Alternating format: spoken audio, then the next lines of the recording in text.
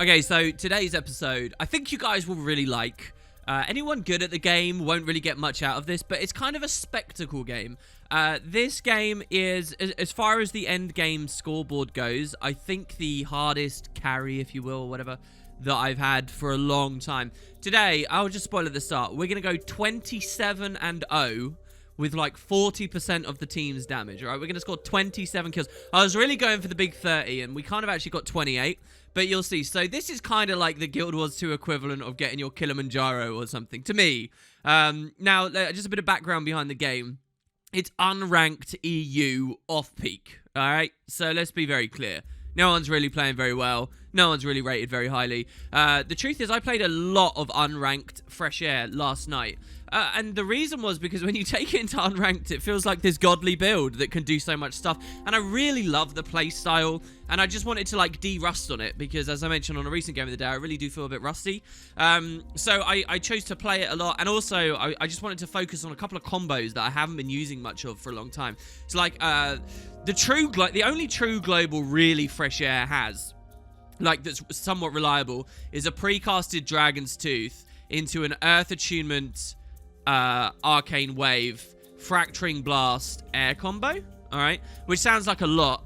People always accuse it of a macro thing. It's really not, because a lot of the preparation goes out. There's actually a lot of fun interplay between where you precast the Dragon's Tooth and how late you emote to deny the dodge and stuff, which we can talk about later. Anyway, so I wanted to look at that more, and I also wanted to look at using the water fire mix to dodge. So yeah, I spent a good night playing a lot of Fresh Air and had so much fun, even though it was basically just rolling my face against weaker players, basically.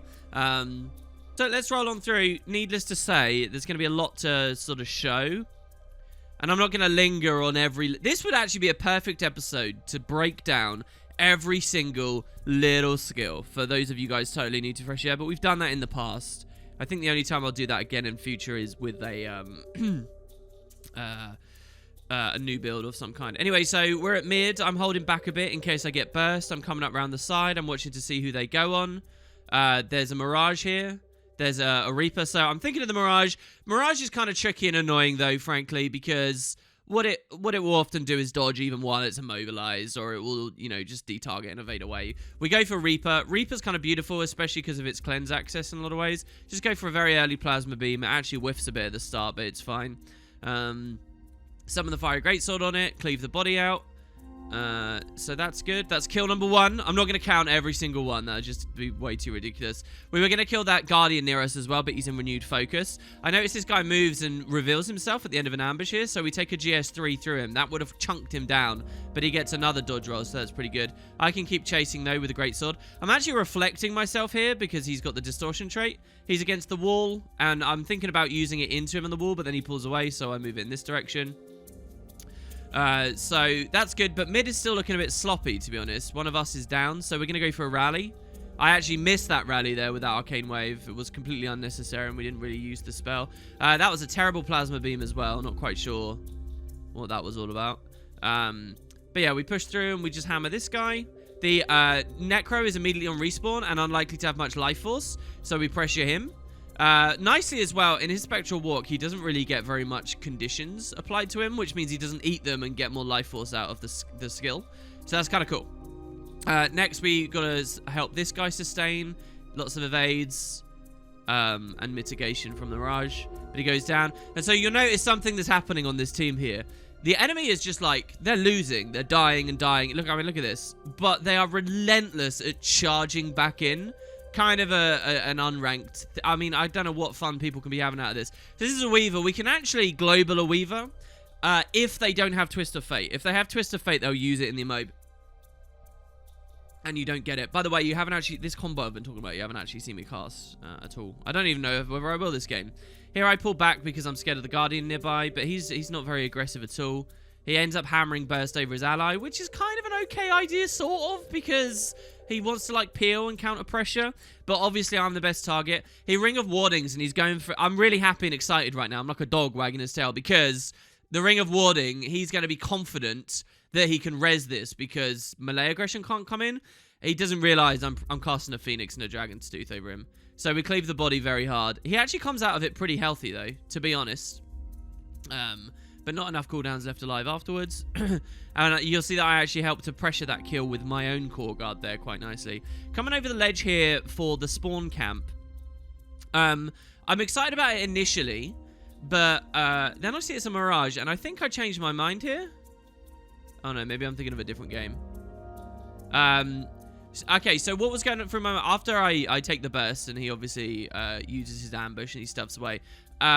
You've obviously got the ambush coming in. I don't dodge or swell or anything because I want to know that animation doesn't actually go up and down terrain very well at all, and you can use that to your advantage on a lot of maps at side nodes where there are raised ledges nearby.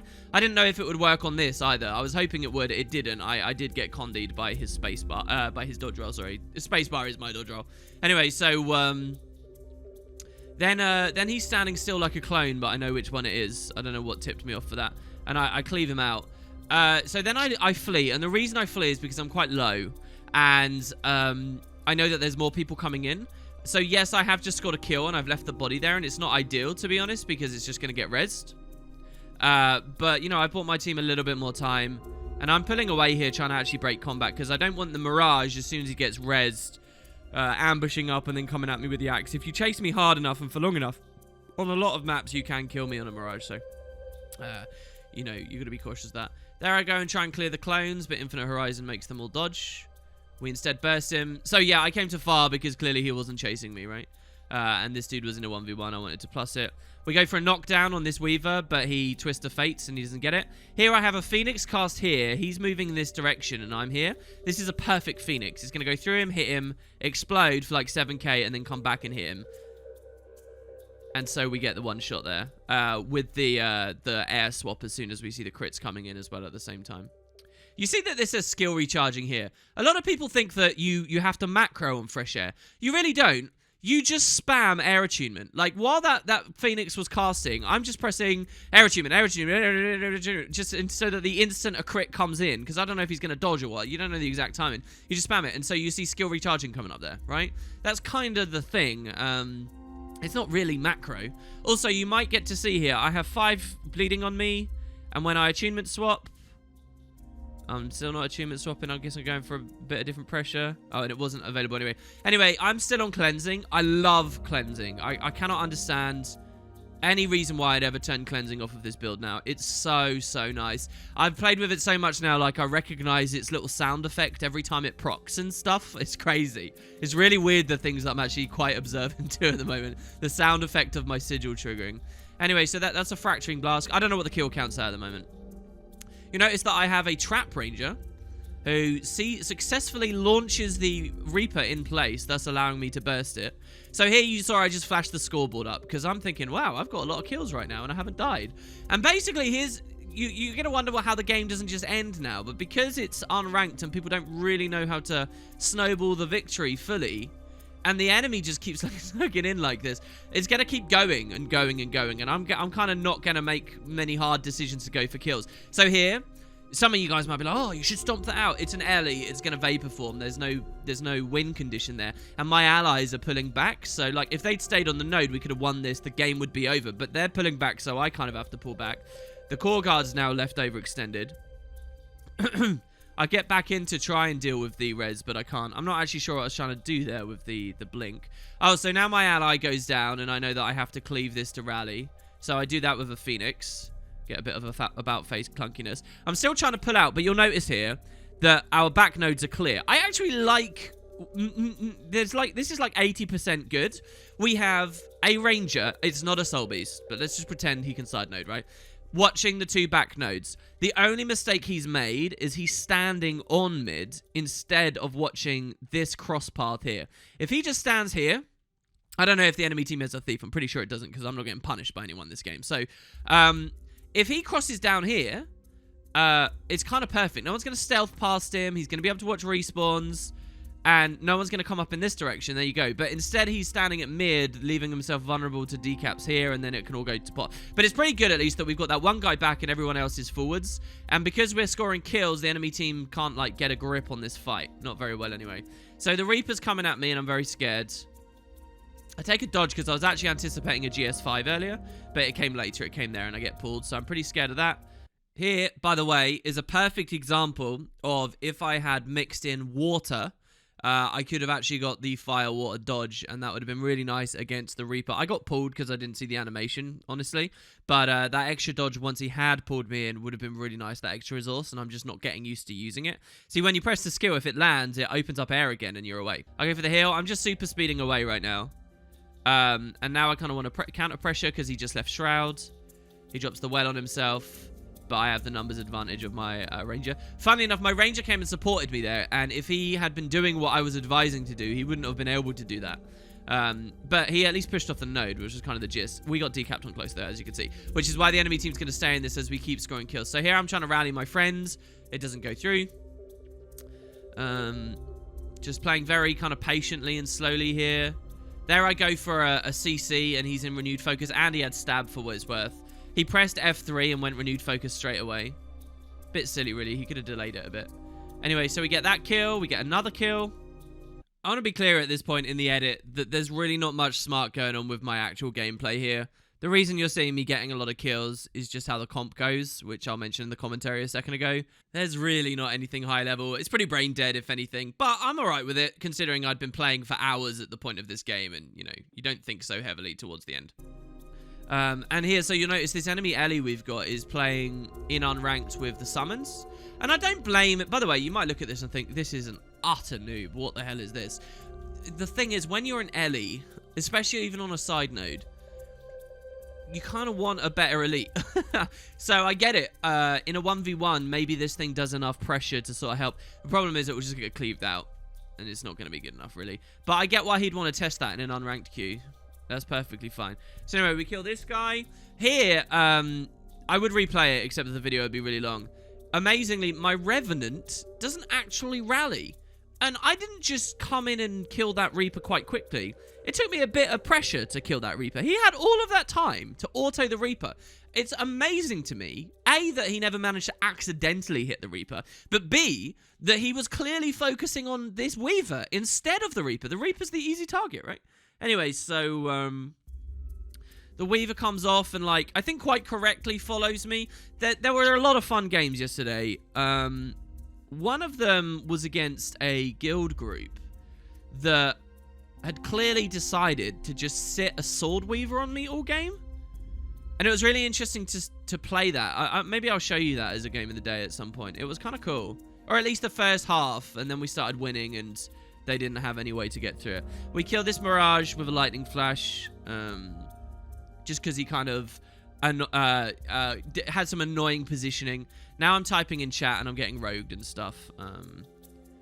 And someone's just asking why I'm in unranked. But yeah, basically, it's what I said in chat there, that I don't feel like fresh air is good enough in ranked. It might be if I get really on the ball with it again.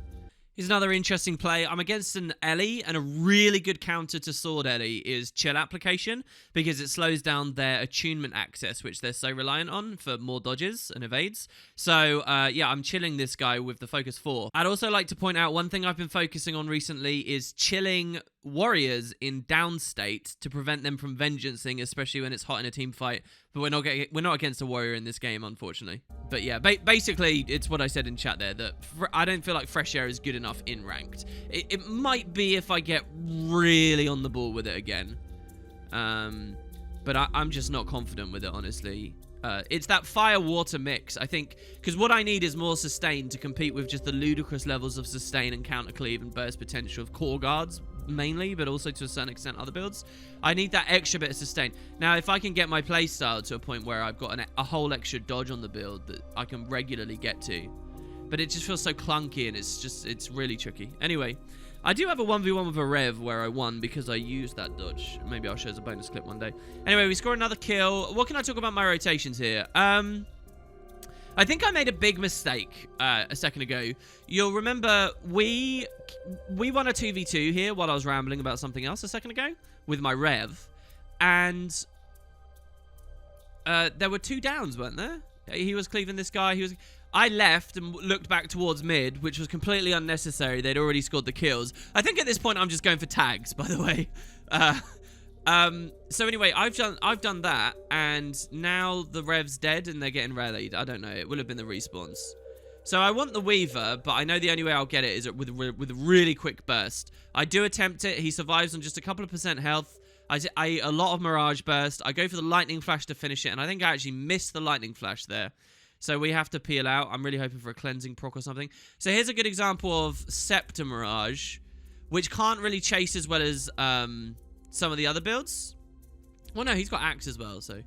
But anyway, because I have projectile mitigation, as well as, you know, the kite potential, a lot of his stuff, like the pistol, the scepter autos, a lot of it, even the axe ambush trigger, he can't get to me with. By the way, that he was very close to dying there. If he just pressed a little bit more, he would have died. One really bit of advice to anyone who is playing Fresh Air and is struggling with Mirages: all you have to be is patient with them. Just troll them around by running around for a while. See, a lot of Mirages will dodge and blow cooldowns, obviously, to keep up with you and to chase you. And if you do it for long enough, maybe 10 seconds, something like that, 10 to 15 seconds of kiting away, then you can turn around and start the 1v1. They'll nearly always lose to you because they've spent too many dodges and whatnot. If they're on sword to try and ambush forwards, or they've used like their Axe 3 as a gap close instead of where it would otherwise be worthwhile because they've not been getting Axe 2 value. You can win much more comfortably if you just essentially run away for a while before initiating the fight. And they're pretty easy when you're coming in. Like, if you see a Mirage has just won a 1v1, they're pretty easy for you to kill in that situation as well. I'll note that Staff Mirage builds, which are kind of the cream of the crop, if they don't chase you and they just turtle in their Chaos Storms and with their Staff range, you're not going to win that fight. You really should be just looking to plus it and get an unfair advantage at some point. And Staff is really what you run into in Ranked more. So here's another Reaper kill. I think we're probably over 20 at this point. 20 kills, probably. So here I realized that I'm very close to dying. I can't remember what my tip-off to that was, but that's why FGS. I'm trying to flee with the FGS, and you'll notice I'm fleeing to my spawn so that I get assistance, which comes very promptly. And now this guy's overextended, so we can kill him, which we do very promptly. Here I want to get back, but I don't want to go... Why am I going this route? I'm not sure. Maybe I was considering sword. I don't think I made a single artifact play all night as well over several games. I probably could have gone the other route. Might have been a bit quicker. Gone to the core guard. You'll notice I'm not like setting a lot of the... Oh, okay. Oh, yeah, this one here. There are some intelligent things I'm doing. I'm just not commentating on them whatsoever. So here, for example, I'm waiting for him to dodge before I burst. Or maybe I'm not, because now I've just let the Mirage jump me and I didn't go for it. Okay, we're cleaving the body for the big rally. So we rally those guys. That's good. I can Arcane Wave behind me to clear clones, reset air if I want to. But the Mirage itself wasn't following, so that's fine. With that rally, I go for a decap over here. This could be a big mistake. In terms of actually playing the game well, this could be a big mistake because I'm only going to get a decap. They have a Sword Weaver on respawn, so I have to leave it. And if my team dies in the mid-fight in the meantime, it's pretty negative. We take a good burst there.